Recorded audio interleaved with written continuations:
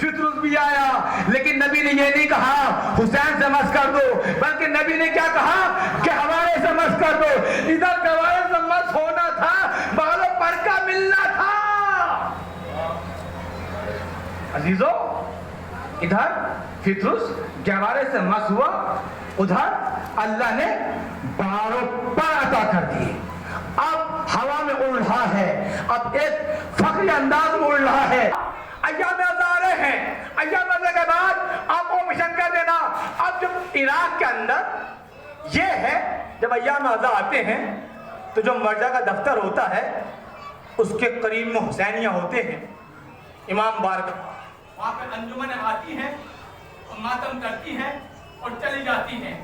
اب جیسے ہی عزاداروں کا ایک مجمع گروہ آیا، انجمن آئی، ماتم کیا آیت اللہ برجردی کو حسینیہ نے، اور ماتم کرنے کے بعد جب وہ گئے تو آگا نے ان عزادار جب آتے ہیں عراق میں تو وہاں کی ایک تہذیب یہ ہے کہ وہ خاک کو اپنے چہرے پر اپنے سر پر ملتے ہیں، غم کے آثار دکھیں۔ اب وہ لگائے ہوئے تھے غرد و غبار اپنے سر پر، اپنے چہرے پر۔ اب جب حسینیہ میں آئے، ماتم کیا، جب وہ چلے گئے تو آغا نے، آیت اللہ برجردی نے وہاں سے خاک کو اٹھایا، اپنی آنکھوں میں لگایا تو وہ بینائی مل گئی۔ یہ سب عرفان ہے، یہ معرفت ہے۔ عزیزو، آپ اس فرش عزا کی عظمت کو سمجھو۔ ہم رسم و رواج میں مبتلا ہو گئے، ہمارے ابا کرتے تھے عشرہ تو ہم بھی کر رہے ہیں، ہمارا دادا کرتے تھے محرم تو ہم بھی کر رہے ہیں۔ پہچانو اس عزاداری کے مقام کو، اس فرش عزا کی شرف کو۔ عزیزان ایمان، ہمارے یہاں نسبت ہے، جتنی نسبت بلند اتنی چیز بلند ہوگی، جتنی نسبت پست ہوگی اتنی نسبت پست ہو جائے گی۔ یعنی ایک عام کپڑا ہے، ایک سادہ کپڑا ہے، اسے آپ کہیں بھی دھو لو تو کوئی یہ نہیں کہے گا آپ سے اس کو آپ کہاں پہ دھو رہے ہیں، لیکن اسی عام کپڑے کو، اسی سادے کپڑے کو آپ نسبت پھیلانے سے دے دیجئے گا۔ اللہ اکبر۔ یعنی پہلے عام کپڑا تھا، آپ نے کہیں بھی دھو لیا، کسی نے اعتراض نہیں کیا، لیکن اسی کپڑے کو جب آپ نے نسبت غازی عباس کے پھیلانے سے دے دی، آپ اس کو باتھ روم میں نہیں دھو سکتے، آپ اس کو عام جگہ پر، کیونکہ ہمارے نسبت کا احترام ہے، اور ہماری نسبت کیا ہے؟ کربلا سے۔ کربلائی، مشہدی، نجفی، علوی، حسینی، یہ سب نسبتیں ہیں۔ میں مختصر کر رہا ہوں اپنے بیان کو۔ صلوات پڑھیے آپ۔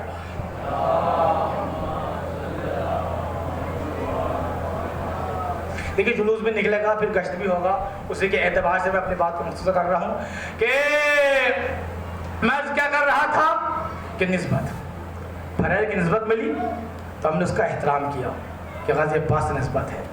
اب ہماری نسبت کیا ہے؟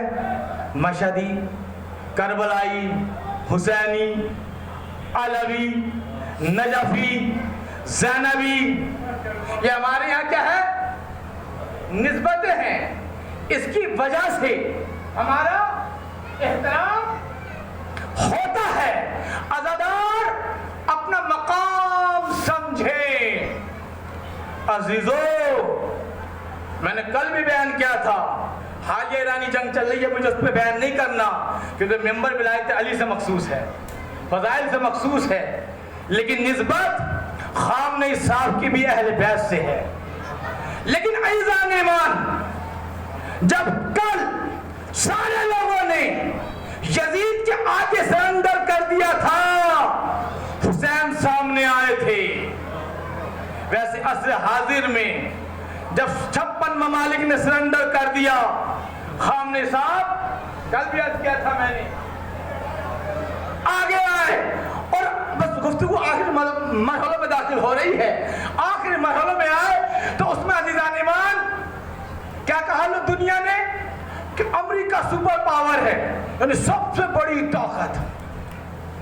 لیکن جیسے خمینی صاحب سے کہا تھا ایک بہت بڑا امریکی مفکر نے کہ جب انقلاب اسلامی آیا کہ ساری طاقتیں ہمارے ساتھ تھیں پر خدا خمینی کے ساتھ تھا.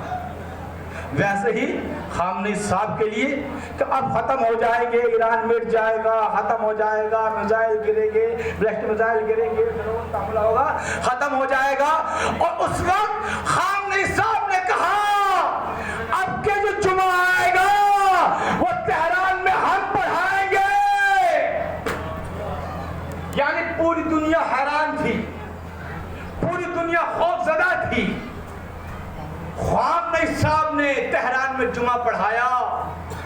جب جمعہ پڑھایا تو پوری میڈیا, تمام دنیا کی میڈیا, پوری کائنات کی میڈیا اپنے اپنی زبان میں خطبہ جمعہ کو دکھا رہے تھے, سنا رہے تھے. اور خامنئی صاحب نے کم سے کم 1 کروڑ کا مجمع تھا جو خامنئی صاحب نے خطبہ جمعہ دیا اور چیلنج کے اسرائیل کو حملہ کر کے دکھاؤ, ہم جمعہ پڑھ کے دکھائیں گے. تو پوری دنیا میں خطبہ جمعہ نشر کیا گیا اور بتا دیا جب غلام کی یہ طاقت ہے, جب غلام کی آواز پوری دنیا میں جا رہی ہے, جب نائب امام کی آواز پوری دنیا سن رہی ہے, جب امام زمانہ آئیں گے تو آقا کی جلالت کیا ہوگی. صلوات پڑھیے محمد آل محمد کو اوپر. عزیزو یہ نائب امام کا عالم ہے تو آقا کی جلالت کیا ہوگی.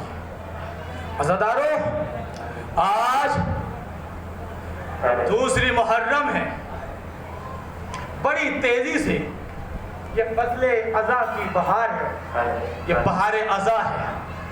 بڑی تیزی سے جن ایام کا پورے سال انتظار کرتے ہیں, انتظار محرم, وہ بہت تیزی سے گزر جاتے ہیں.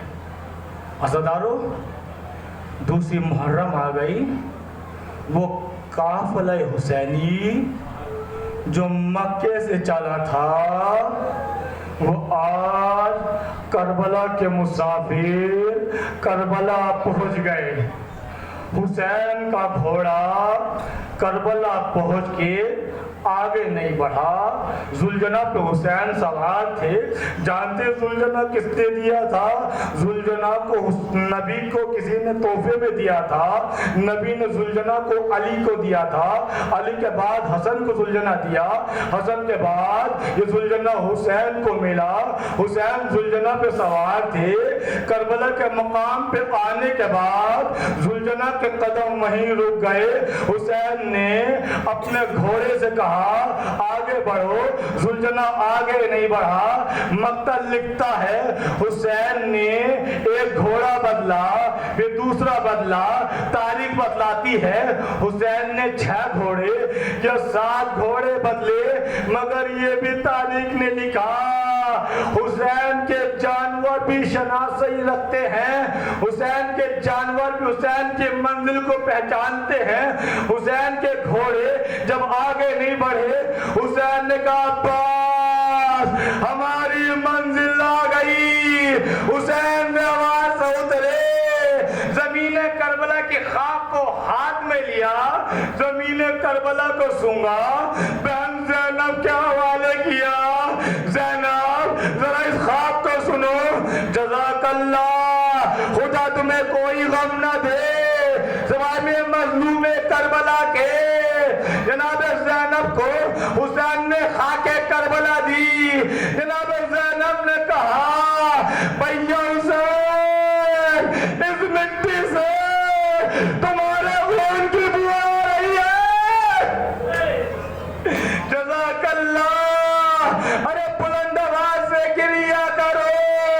جناب زہرا کو تمہاری بلند آوازیں بڑی پسند ہے. میں امیر آدمی اسے نہیں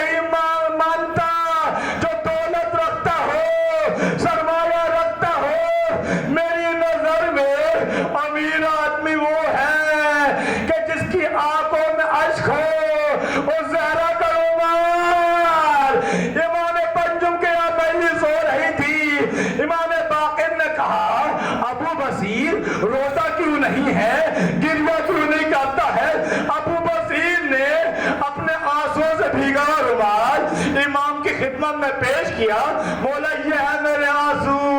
امام نے کہا ارے ابو بصیر ایسے گریہ کر جیسے جنت میں میری دادی فاطمہ کہتی ہے ہائے میرا حسین، اجمل الزہرا، خدا تمہیں کوئی غم نہ دے سوائے مظلوم کربلا کے۔ حسین نے کہا بھیا عباس ذرا اس زمین کو سرداروں کو بلاؤ۔ جب قریب میں قریہ تھی بنی اسد کے سردار کو بلایا، سردار کو بلانے کے بعد کہا ہم اس زمین کو خریدنا چاہتے ہیں۔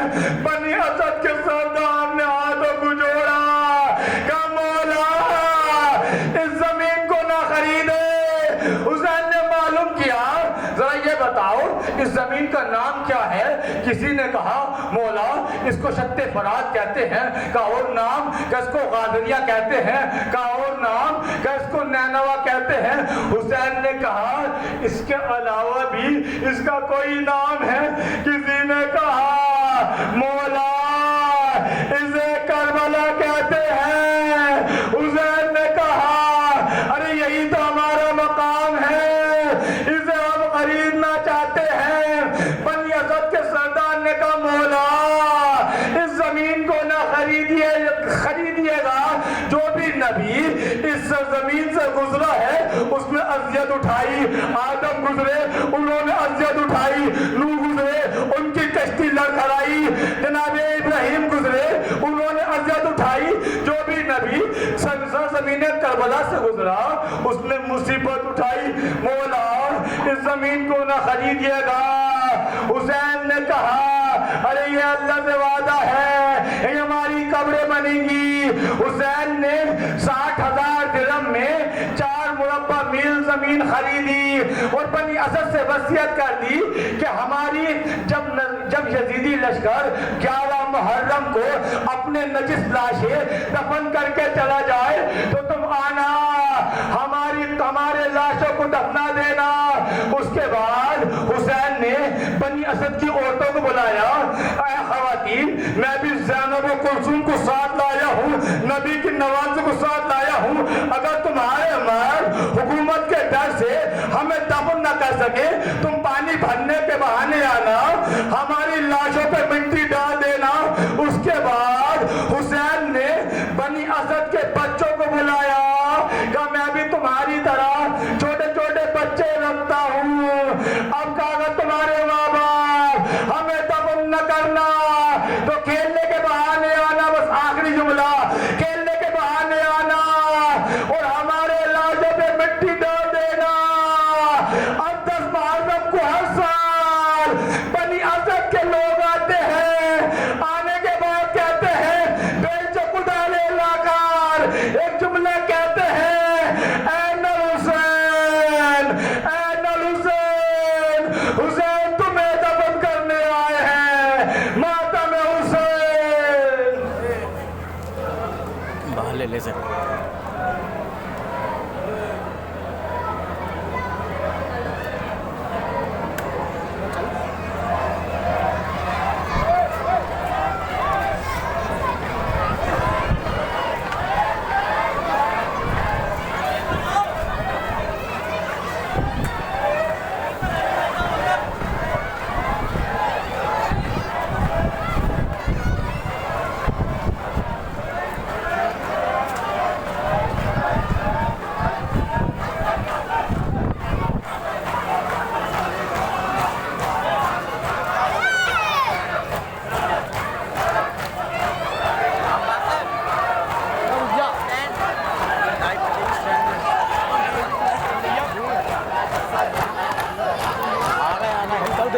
آ گئے